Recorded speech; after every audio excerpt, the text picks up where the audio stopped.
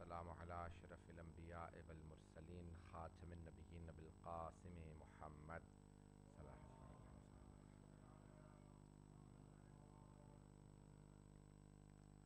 وآله الطيبين الطاهرين المأسومين لا سيما بقية الله في الأرضين روحي وأرواح العالمين لتراب مقدمه الفدا واللعنة الدائمة على أعدائهم أجمعين من الآن إلى قيام يوم الدين. أما بعد فقد قال أبو عبد الله جعفر بن محمد الصادق عليه الصلاة والسلام: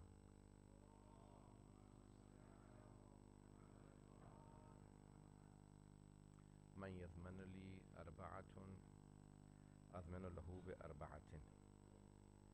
أربعة أبيات في الجنة: أنفق ولا تخف فقرا، وأنسف الناس من نفسك، وأفشي السلام في العالم، واترك المراء وإن كنت محقا. صلاة على محمد وآل محمد.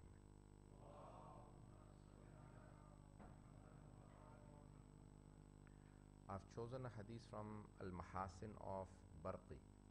We have an old book which is called Al-Mahasin, which is a hadith book by one of the early writers called Al-Barqi. He has 2 volumes on akhlaq. So basically he goes into ahadith which are adadiyya. So he starts off the chapter mentioning the ahadith on thalatha, bab thalatha, then arba, khamsa, sitta, like the traditions that have mentioned ahadith that mention 3 issues or 3 points or 4 points and then 5 points and 6. And I've chosen this hadith that mentions 4 points. Imam Jafar Sadiq al-Islam says, whoever, Allahumma salli ala Muhammad, man yadmana li arba'a, whoever promises me, guarantees me 4 things, adminu lahu arba'ata abiyatin fil jannah, I promise him 4 houses in the paradise. Abiyat is from Bayt. So I promise him 4 houses, meaning he will surely make it to the paradise if a person has these 4 qualities.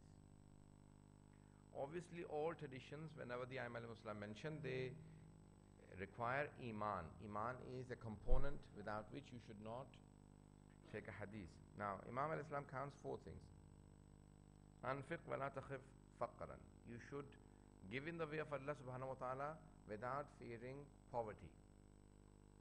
So give in the way of Allah subhanahu wa ta'ala without fearing poverty. So many times we give, but we think that what if I give more and then I have nothing left for myself. Imam al-Muslim have emphasized on a concept or an Islamic concept from the Holy Prophet sallallahu alaihi wasallam, which is known to be a concept of barakat. A non-Muslim cannot understand that. Sometimes people who have only faith, people who have faith, even like sometimes people of Ahl Kitab may understand this concept, but a person who does not believe in God cannot understand this concept.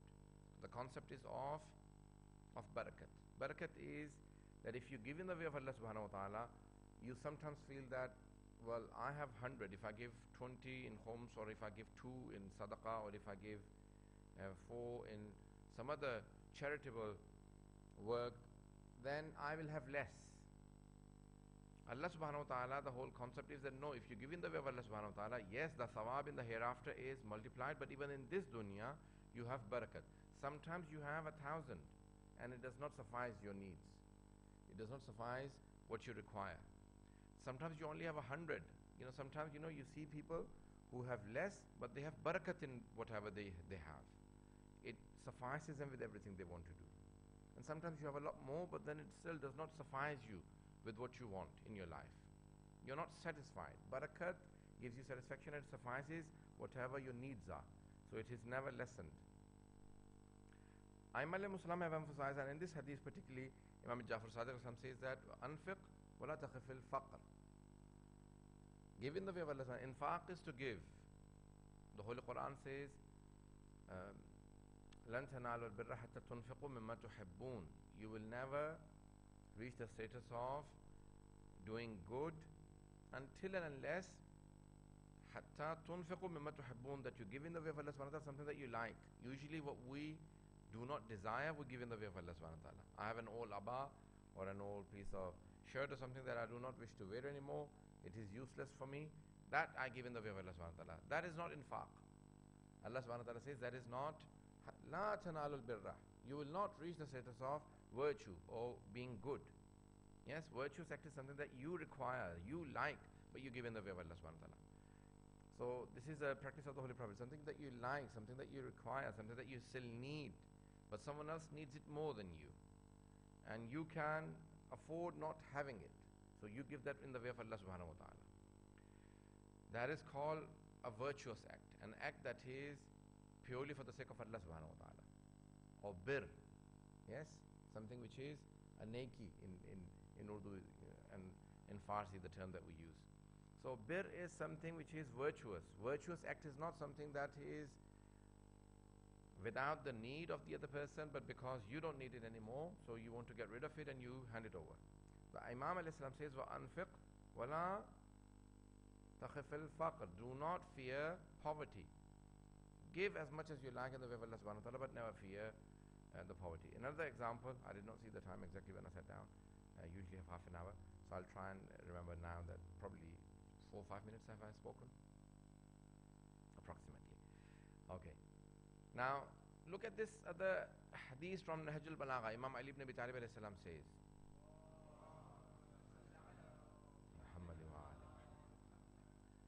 he says that when a person says, give me something in the way of Allah subhanahu wa ta'ala, give as much as you can, because it is yours and the other person will only be carrying it. They carry it for you and you get it in the hereafter. I'll give an example. Two people are traveling together. One says, okay, I'm going to the same destination. We are traveling together. Give as much luggage as you want to me, and when we reach the destination, I'll give it to you. This person says, I'll be carrying it for you, but it is yours and I'll give it back to you. So you would give as much as you can, and when you reach the destination, the person hands it over to you. Imam al-Islam says, giving in the way of Allah subhanahu wa ta'ala is just like giving your things for another person to carry, but it is yours. In the hereafter, you get it. This dunya is not the destination. Hereafter is the destination. This person carries it and you have it in the hereafter. So when the two people are traveling together, this person hands it over in the hereafter because it is yours. You get the thawab, you get the reward for it. So giving in the way of Allah subhanahu wa ta'ala, but without fearing poverty. Do not fear poverty. I will lose, I will not have enough. What will happen to me? What if I give everything to other people? What will happen to me? We've had companions of the Holy Prophet. Well, Ahlul Bayt did it so many times, but we even have companions. On these ahadith, they gave everything they had and they started their lives again. We have one companion who gave everything he had in the way of Allah subhanahu wa ta'ala 3 times. Imam al-Islam restarted his life many, many times. Everything he had, he would give in infaq. Obviously, I'm not expecting people to restart their lives, but it is, obviously it's not easy. I'm just giving examples that you can see that it has happened. Many people start again, and you know what?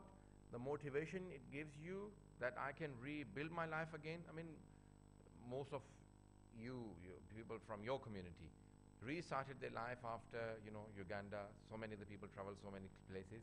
I remember as a child in the 80s when the people who had rebuilt their lives from zero, from nothing, from having nothing in the 70s to having developed the community again in the 80s. The entire community had redeveloped. So sometimes, you think that what if I give up everything, what will happen to me? Nothing will happen to you. Allah will give so much more barakat in your life, that when you give in the way of Allah subhanahu wa ta'ala, the barakat, the blessings of Allah are enormous. I don't want to talk about just one issue for the entire majlis, but I could go on for at least for an hour on just this one issue. وَأَنْصِفِ النَّاسِ. So the Imam al-Islam says, whoever promises me 4 things, I promise them 4 things. وَأَنْصِفِ النَّاسَ مِن نَفْسِكَ. Be just to the people. Because I had so many things in mind, but I just changed the topic on the last minute. So I'm just keeping the hadith in front of me. وَأَنْصِفِ النَّاسِ. Be just to the people. There are 2 terms we use in Arabic. Adl and insaf. Okay, adl and insaf. Adala and insaf. These 2 terms are Arabic terms. Adala is, the definition of adl is to wad'u shay'a fi makaneh or fi mahalleh, to place a thing in its place, to give something to whoever deserves it. And insaf is to try and justify between two people. So if there are two people fighting over something, you say, okay, you both can share it. That's called insaf. Okay? But adala is to say, no, who deserves it? Now we believe in adala. We believe in adl and the divine justice, so we believe that it was the right of Ali ibn Abi Talib Islam and he should have got it. I don't want to go into that. I don't want to go into the theological debate now. But this is what we believe in. We believe in the adl of Allah subhanahu wa ta'ala. So we believe that you should give to whoever deserves it, whoever has istihqaq. Istihqaq is, to deserve something and to have the right over it before the others or before the other person who claims it. Imam Ali Islam had the right over Khilafah compared to anyone else because of knowledge, because of infallibility, because of many, many other attributes. So we believe in adl. But in our normal life, many times we have to establish insaf in our lives. Yes? It is difficult when two of your children come to you and say, well, we have a dispute. You say, okay, you are right and you are wrong. It is very difficult. So you try and please both of them, and you try and reconcile between the two, and you try and say, okay, please do musaliha. Musaliha is to do sulh, to please both people, to try and bring them to terms. Everyone paying attention so far? Now, sometimes, when two people come to you and you know that this is his right or her right, and it is difficult to say, okay, this person, give up everything for this person. You say, okay, look, it is your right.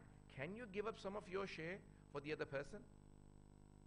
Can you give up some of your rights for the other person? It is quite difficult, but it is very important at times to try and keep that fitna or that quarrel or that fight under the carpet. So you have to try and reconcile between people. So the Imam al-Islam says, try and do justice wherever you can. Try and do musaliha between people. Try and do insaf between people. And if you guarantee me that you do justice with people, then I guarantee you a house in paradise for that justice that you've been doing in this world. So providing justice to people. Another term, simple term that we normally use in English, usually children use it, but I like it very much. I've seen some of the scholars now use it. To be fair with everyone. Yes? It is quite, you're not being fair. Usually children say, to the parents, you're not being fair to me, you're always kind to the other sibling, but you're not fair. So, to be fair, yes? Try and be fair with everyone. The Imam al-Islam says, if you guarantee me fairness in your conduct, then I guarantee you a house in paradise. Okay. And the third part, وَأَفِشِ السَّلَامِ فِي الْعَالَمِ, and to do salam to everyone in this world. To do salam. To make salam a common thing. I remember some of the older scholars and some of the older people, older generation, they would do salam to everyone. I remember my own grandfather, a person wrote a book on the whole village of the Sayyids that we are from, originally from India. And about my grandfather, he wrote that 3 qualities that he had, only awliya have. One of them is to do salam before everyone else. Even to a child, he will always do salam first. Even in the street, he saw a cleaner in Lahore when he had migrated to Pakistan. I saw him that he did salam to every single person, older or small. He died in his 90s. He was over 90 years of age. But he never felt that he is little. Even though he was a scholar, he would do salam to everyone first. Assalamu alaikum, assalamu alaikum. So Imam al-Islam says, whoever guarantees me spreading salam in the community, ifsha'u salam, ifsha is to spread, to make common, to make known. Yes? Ifsha fahsha is haram. In the Holy Quran it says, Inna alladhina yuhibbuna an tashiyya al-fahishata fil ladhina amanu. The ones who like spreading bad things about believing people, lahum adhabun alimun fid dunya wal akhirah. They have punishment both in this world and the hereafter. So ifsha is to spread. So something that you spread it. Yes? Unfortunately, in the past 10 years, the social media has destroyed the community in the sense that it is very easy to spread good and evil, both very easily. And what we see is evil spreading very easily and not good so much. So it is a common thing. So we do spread, very easily within 10, 20 groups. You quickly spread the information without verifying it. today even on television I was listening to this, on the news, without mentioning the name. He does not belong to the Shia faith, but these days I saw in social media something that Imam Ali Islam did not even say. Yes? It is Stalin who said it.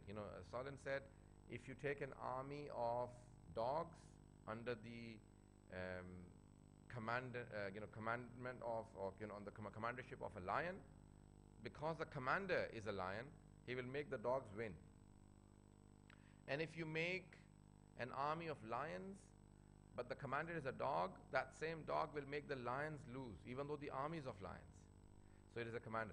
So this person was saying on television, because it is spreading in the whole of the social media that Imam Ali Islam said it. He said it on television, on the mainstream TV. He's not Shia, but big scholar, very big name. And he said, Ali ibn Abi Talib alayhi salam has said this. And they had made a whole cartoon about this. And unfortunately, people don't verify. And because social media spreads so many wrong information without verifying it, and according to Adl Sistani, if you intentionally do forward something as a hadith, which is not a hadith, then you do break a fast if you are fasting. Okay? So verified, and it is a sin. These days people don't even ask which book, doesn't even say a reference. Imam Ali Islam said it. And many times I know that Imam Ali Islam hasn't said it. So I usually quickly send a question back to the people who are spreading it. So spreading salam is something that is very rewardful. And in the hereafter you will get the paradise. Imam Sadiq Islam promises you Jannah. وَاتْرُكِ الْمِرَاءَ إِن كُنْتَ مُحِقًّا. And the last thing Imam Sadiq Islam says, he says, and leave mira. Mira is argument. Yes, he says, leave mira وَإِن كُنْتَ مُحِقًّا. Avoid arguing with other people, even if you are on the right. Even if, well, I was right, so I have the right to argue now. No, it doesn't make it right. One of the things that is one of the major sins in Islam is mira. We have so many traditions on mira, against mira, arguments. Mira is not to discuss things, but to argue. Argue to a level where you are disrespecting the other, you're shouting, you're screaming, and you're not getting anywhere. That is forbidden in Islam. A'immah al-Muslim have greatly discouraged mira. In fact, we have traditions from Imam Jafar Sadiq alayhi salam,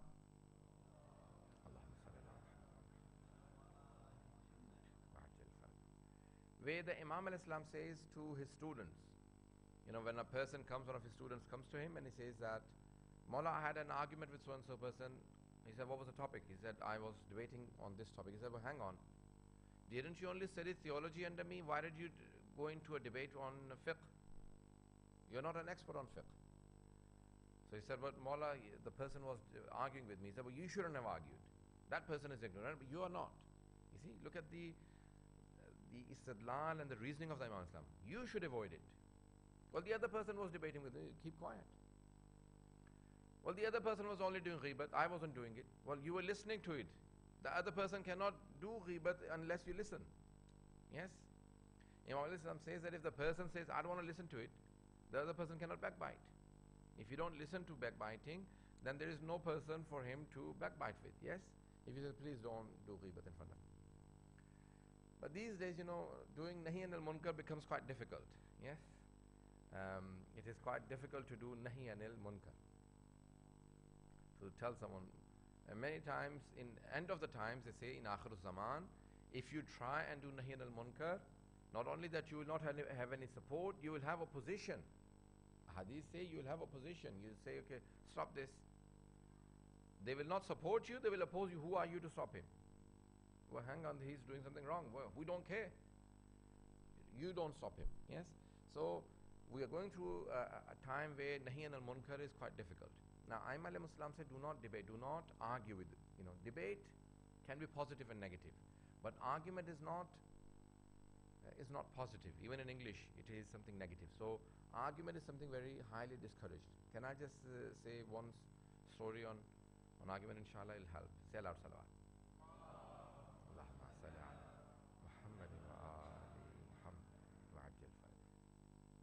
In our lives, we sometimes come across incidents and places where people are discussing or debating. and we sit down and we do not discourage. And sometimes we can be very vital. You sometimes think, I'm only one person. If I speak or if I say something, it'll not make a difference. Believe me, that even one person that supports some good incident or a good initiative, they make a difference. And even one person opposing a bad initiative, it has a difference. It makes an entire difference. Sometimes you believe that it will not make a difference. It makes huge difference. Sometimes that one person who is supporting something may feel that I have some support. I have someone who's backing me. In Kufa, there were, I want to mention two stories. Well, inshallah, I have time. One story about Hazrat Abu Dharr Ghaffari that says that it was either the Holy Prophet or Imam Ali alayhi salam when three brothers were, brought in a man who had killed their father. And Imam Ali alayhi salam, when giving ruling, he said, "Did you really kill their father?" He said, "Yes, but it was an accident. The camel had come into my fields, destroying my fields, and he was basically grazing in my fields, and I picked up a brick and I hit his camel, and he tried to protect his camel, and the brick hit him, and that caused an accident for him to die." He said, "Well, you killed him." He said, "Yes, I did." Now, it was an accident, but there are still punishments for it. So it's not like capital punishment, but there is still qisas. So he has to pay for it. 100 camels for the accidental death has 2 months of fasting and then some penalty. So Imam Ali said, "You have to give a penalty." He said, "Okay, I'll give a penalty, but I need to go and see my family. I need to." Imam Ali said, "Can anyone give a guarantee for this person leaving and coming back?" No one stood up, and Hazrat Abu Dharr Ghaffari said, "I'll give a guarantee. This person will come back." Imam Ali smiled at Hazrat Abu Dharr and said, "Do you know him?" He said, "No, I don't know him." He said, "Are you sure you want to give a guarantee for him?" He said, "Yes." He said, "If he doesn't come back," then he said, "Well, then I know that I'll be taken as a ransom by the 3 sons, and they will bring me to you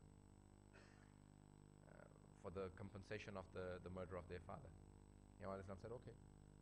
How long do you want?" So he asked for, I think, 30 days or something. He said, "Okay, you have 30 days, and so date, exactly a month later, on this date, before Maghrib you must come back, or before Asr." Or he gave him a time, and he said, "Otherwise Abu Dharr will be responsible." Person left. The day came and he hadn't come back. For 30 days he hadn't come back, and everyone, the 3 sons said, "Ya Ali, Abu Dharr had taken responsibility." Hazrat Abu Dharr came. He said, "Yes, I did take a responsibility." The people started feeling for Hazrat Abu Dharr and said, "Oh, Abu Dharr, you gave a guarantee for a person who did not come back." He said, "Well, wait till the end of the day." And suddenly they saw that they're all gathering in Medina, and suddenly a person is approaching, riding a horse. You can only feel dust and horse in olden days, and this man came and he came back, the person who had accidentally killed their father. When he approached, Imam al-Islam said, "You had the chance to run away. Why did you come back?" He said, "Because I did not wish for the people to not trust the words of a person. So I had given a word. I did not wish for the people, the ummah, to lose trust in the words of any person." Imam Ali said, "Oh Abu Dharr, why did you give a guarantee?" He said, "Ya Ali, I did not wish for the people to lose faith in giving guarantees for others, that no one is worth giving guarantee. I do not wish for the people to lose that faith in giving guarantees." The 3 people said, "Ya Ali Mawla, we forgive this man. We do not wish for any compensation. We forgive him." Imam Ali said, "Why have you forgiven?" They said, "Ya Ali, we do not wish for the people to feel that there is no forgiveness anymore. So we want the people to have faith in forgiveness. We forgive him, so Allah subhanahu wa ta'ala forgives our father. And I've only mentioned it so we do not lose faith in mentioning good things." Yes. All try and start a chain of good things, good events. Try and spread good things rather than spreading any wrong. These days, unfortunately, with social media so common and so easy, we hear more of bad news and evil things and bad things rather than the good news. I recently heard one of the journalists say something. He said, well, dog bit a man. He said, that's not news. Man bit the dog, that's news. He said, well, we have to try and get something that looks like a news, something. So we have to, a person fed 20 people. He said, that's not a news. A person killed 20 people, starved them to death. He said, that's news for us. We'll only publish something which is unfortunately negative. And he used the words that I do not wish to use. He used quite evil words, and so on the other end, so we have so many people only sharing drastic things. You sit here, the Pakistani media only showing evil things about Pakistan, and you think, oh, the whole country is in a mess. You go there and you don't feel anything. Recently, a person said to me that a person had been given 100 reasons, 100 proofs that Allah subhanahu wa ta'ala exists. He said, no, I don't believe in God. When he went to Pakistan, he said, I believe in God now. They said, why? He said, because a country that you only hear bad things about is still running smoothly and things are functioning. There must be a God that is making this country run. Unfortunately, this is what negative publicity is, that you make a person thinks that nothing exists, nothing good in the world exists. Please try and spread good things. One of the Pakistani politicians was recently taken by a great psychologist, a psychiatrist or a psychologist, I don't know. But he said, I took him to one of the greatest writers in psychology. And I said, here, this politician, meet this psychologist from America. He said, what do you want to know about Pakistan? He said, well, there are so many people killed every year, so many suicides. So he said, do you know that the US figures are much, much, much higher than what you're telling me about Pakistan? He said, I didn't know. He said, do you know that there are more murders in 1 month in USA than in a whole year in Pakistan? He said, I didn't know that. He said, do you know that there are more suicides in New York alone than in the whole of Pakistan in 1 year? He said, I didn't know that. So he counted so many negative things. He said, did you know any of that? He said, no, I didn't know, because the US media doesn't show it. He said, because it is controlled. They say, do not show negative things, otherwise everyone becomes psycho. Yes? Every fifth person in America is going through stress or depression, and if you keep showing it, it makes it worse. So you have to try and give some good news to the people so they think positively as well. They try and do something good. Sometimes we have learned to only portray the negative image of things, and that makes people negative. And sometimes, I said that once before as well, before the month of, before Muharram, I think I gave a lecture. Sometimes you sit with some person, for 5 minutes, they give you so much positive energy. And sometimes you sit with another person for 5 minutes and they give you so much negative energy, you think that this is now finished, everything is end. Everything has ended. So please try and be more positive, and try in this negativity and in this bad age and bad era, we have a lot more responsibility towards many people around us. Be positive and be try and utilize your positive energy in a positive way. Finally, from this hadith, I want to mention one last thing. Say aloud salawat for the Holy Prophet sallallahu alaihi wasallam.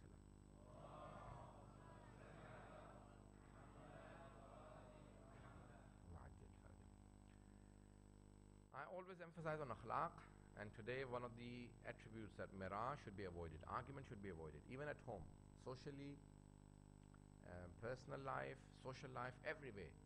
Arguments should be avoided. Sometimes your health, your psychology, everything works better if you avoid just a few negative things in life. Avoiding just a few negative things in life may change your entire life in terms of health, in terms of your mentality, in terms of your mind, mindset. One of the three things that I would emphasize, there are components, positive components, like in education, I always say trust, dedication. And these are two components of education, with a few others. Trust of the parents on the teachers, and dedication of students and also of the teachers, but also the interest and motivation from both the students and the teachers. Likewise in life, we have so many components that if one or two of them are moved from their original places, the life will not function properly. I believe as a Muslim, as a mu'min, there are few components which are a must. Number one is faith. I'll end with this, I promise you. Number one, faith. Iman is extremely important component of life. If Iman does not exist, or if it is weakened, your life will be disturbed. If your Iman is weak, the entire life will be disturbed. Iman is extremely important. Faith. Faith is in Allah subhanahu wa ta'ala, the Holy Prophet sallallahu alaihi wasallam, the Aimah alayhimus salam, Ahlul Bayt, Quran, the hereafter, Quran, the respect for all of these things. So, number one, faith. Number two, practice. So if you don't practice what you believe in, again, your faith will be weakened, your entire life will be disturbed. So, faith and then practice. And number three, your akhlaq. If you're not having good akhlaq, your entire life will be disturbed. Sometimes you will disturb lives of other people as well. You will mess up everyone's life who is around you. So please have good akhlaq. Just a smiling face sometimes can have more effect on a person than good words. Yes? Not saying anything, not doing anything, not even helping a person, but just trying to be positive around them just to give them a smile. So it is extremely important that we try and keep these components around us.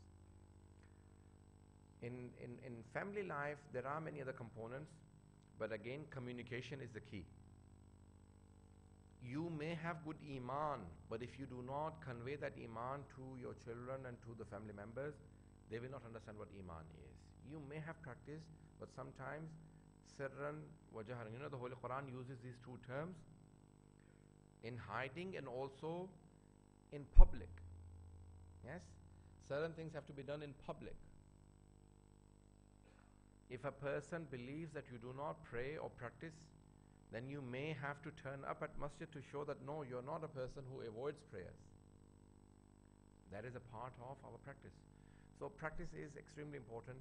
Don't show off or don't just keep an act in front of people. No, do it from obviously heart and do it properly for the sake of Allah subhanahu wa ta'ala. But people should know that you practice. And your akhlaq, you don't need to show. It shows by itself.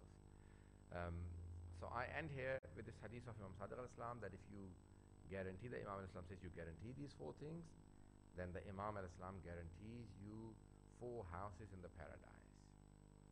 So please try and give infaq in the way of Allah subhanahu wa ta'ala. Justice, fairness. Yes, everyone remembers that it is extremely important that we provide justice. And I said fairness is a very good simple term, easy term. Sometimes infaq, we believe, can make us poor. The Imam Islam says no. Making salam a common thing is a sign of akhlaq. So the third thing is salam, making it very common. And fourth, avoiding arguments. So these 4 things will change your life. So if you can try and practice one thing for 1 week, and second thing for the second week, third for the third, they're very easy. So try and make those a part of our lives, inshallah. Infaq, even though just little amounts every day. Fairness is something that we should have anyway. Salam is a common practice, but it is a sign of akhlaq. Even greeting other people. If you cannot do salam to someone, at least smile and say hello or hi or whatever you can. Happy Christmas or whatever. Greeting other people and even taking part in their own events. Like when their Christmas or whatever comes with other people, try and greet them.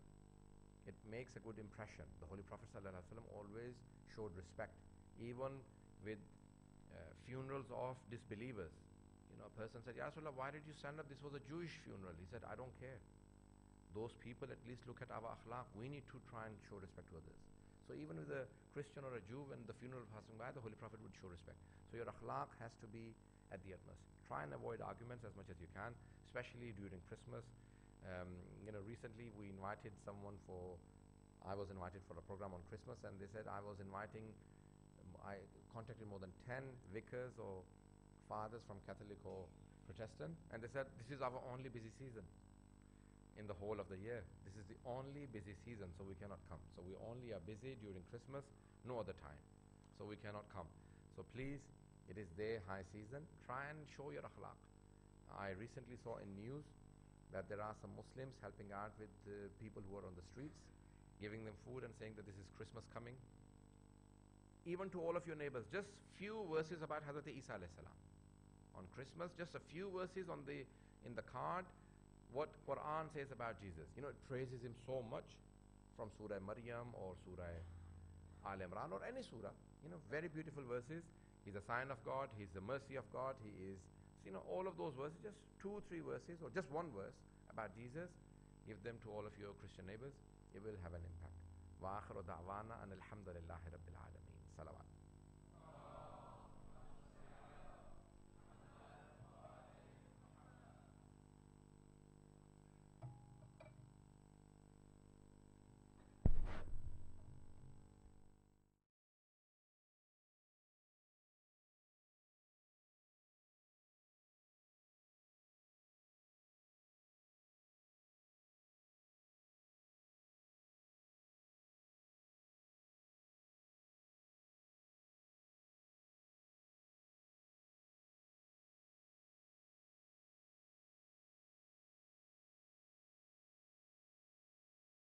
مرحوم زهرة باي ولي محمد داتو، مرحوم نادرة عزيز دوجي، مرحوم شيراز حسن فاضل of Bukoba, مرحوم Haji Fidausin Haji Juma Molodina, father of Amir Molodina, Shirin Bai Bint Walji Rajpar, Fui of Batul Adina.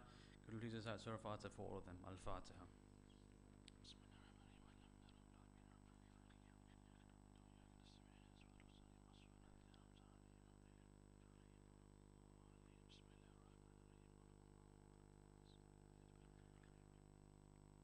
On Sunday the 24th of December and Monday the 25th of December, Fajr program begins at 7:30 a.m. with Fajr Jamaat Namaz, lecture by Maulana Mukhtar Abbas, ending with a hearty breakfast niyaz.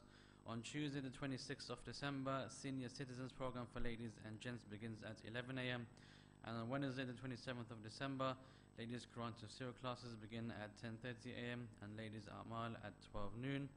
Next Thursday, the 28th of December, we shall celebrate the wiladat of Imam Hassan al-Askari, salawatullah wa salamuhu alayhi. Allahumma salli ala Muhammad wa ali Muhammad. Inshallah, the program for ladies and gents begins at 7:30 p.m. with Maghrib and Jamaat Namaz, Surah Yasin, Dua Kumail, and at 8:35 p.m. Majlis by Brother Ali Asghar Kimani, ending with Ziyaratu Waratha. Fida Hussain and Zainab Jetta invites you to witness the nikah ceremony of their granddaughter Mahdiya Sachu on Saturday the 30th of December at Leicester Imam Barga. All brothers and sisters are requested to attend, inshallah. Brothers and sisters, can we please recite Dua Shafa for the following Marith: Muhammad Taki Balu, Juma Salim Muhammad, Fatima Ali, Samina Zaidi, Brother Amir Raza, Shabir Mustan, and Kul Mu'mineen who are either unwell or suffering tonight. Dua Shafa, please. Bismillahir Rahmanir Rahim. أما يجيب المضطر إذا دعاه ويكشف السوء أما يجيب المضطر إذا دعاه ويكشف السوء أما يجيب المضطر إذا دعاه ويكشف السوء يجيب المضطر إذا دعاه ويكشف السوء أما يجيب المضطر إذا دعاه ويكشف السوء. اللهم صل على محمد وآل Muhammad. Lastly, can we please recite Surah Fatiha for all the marhumeens whose names will be appearing on their screens?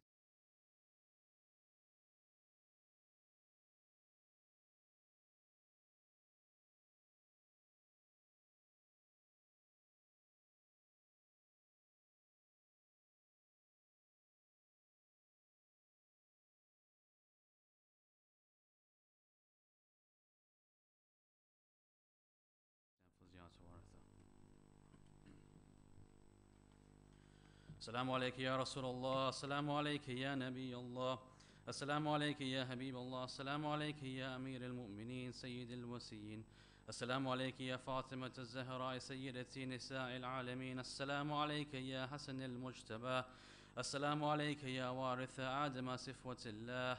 السلام عليك يا وارث نوح نبي الله. السلام عليك.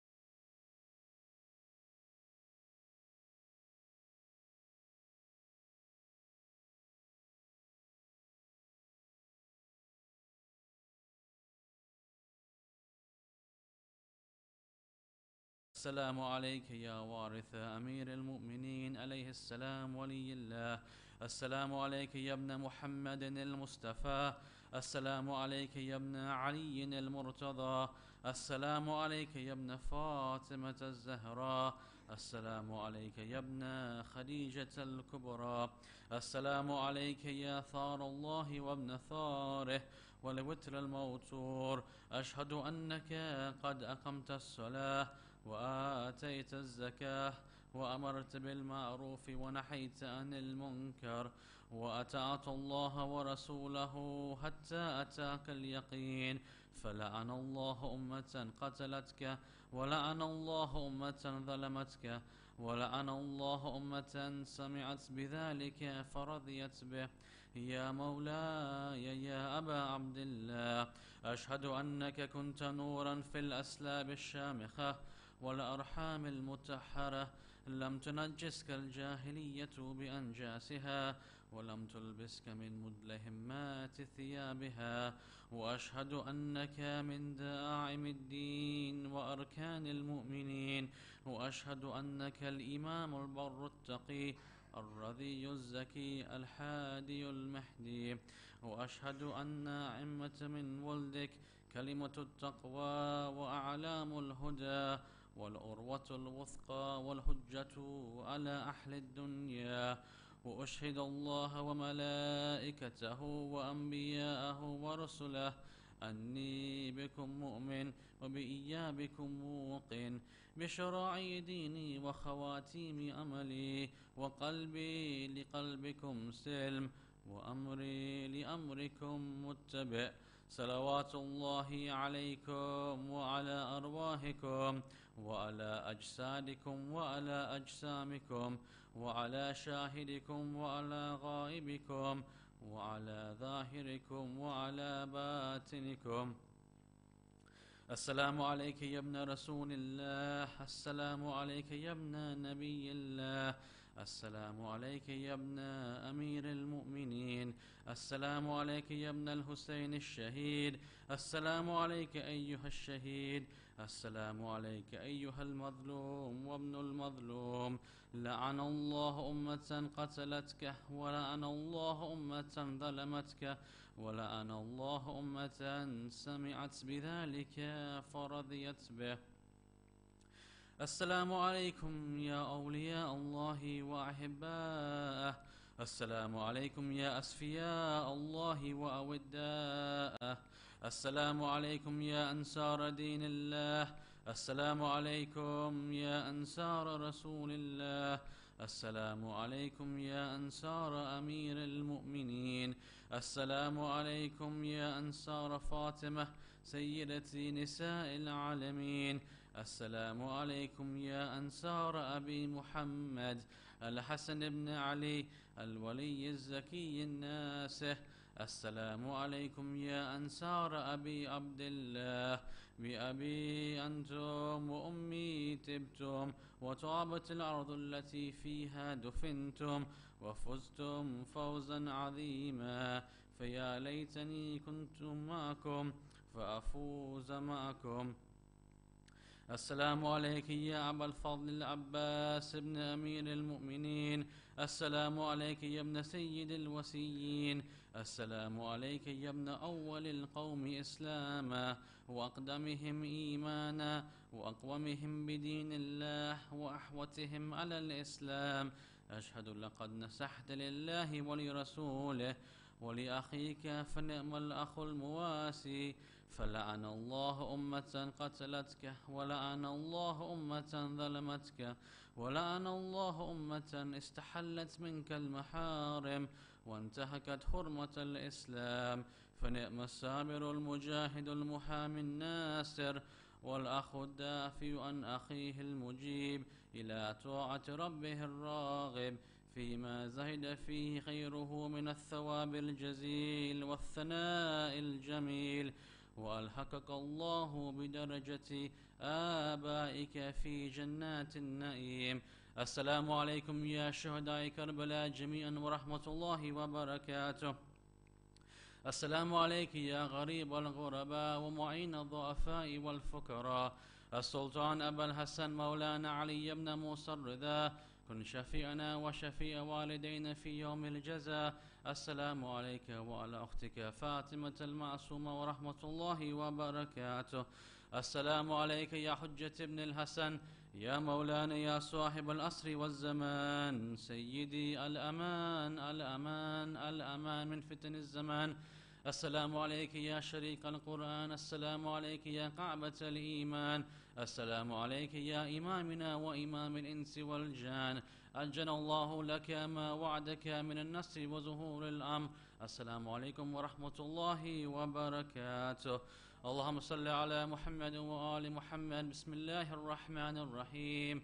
اللهم كن لوليك الحجة ابن الحسن صلواتك عليه وعلى آبائه في هذه الساعة وفي كل ساعة، وليا وحافظا وقائدا وناصرا ودليلا وعينا، حتى تسكنه أرضك توءا وتمتعه فيها طويلا برحمتك يا أرحم الراحمين. صلوات على محمد وآل محمد.